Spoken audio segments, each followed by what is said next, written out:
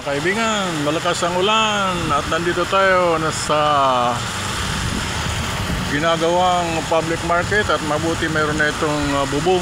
Ayan, nakita ang bubong, napakataas niya at maprisko at ninyo nagpapalipas tayo ng pagkila ng ulang mga kaibigan kasi mababasa tayo. Nandito tayo para bumili ng niyog na panggata sa gulay. Alright mga kaibigan, ang oras ngayon dito mga kaibigan ay 8:15 ng umaga at napakagandang panahon sapagkat umulan ngayong Good Friday o Biyernes Santo mga kaibigan, sa traditional na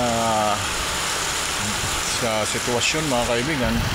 At ito makikita natin dito at natapon na siya.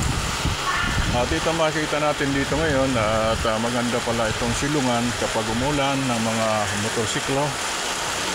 Tamang-tama, malapit na itong natapos. So baka 70% na po ito ang improvement. Yan mga kaibigan, at kaunting balita sa inyo at kaunting ayos na lang ito, maganda na.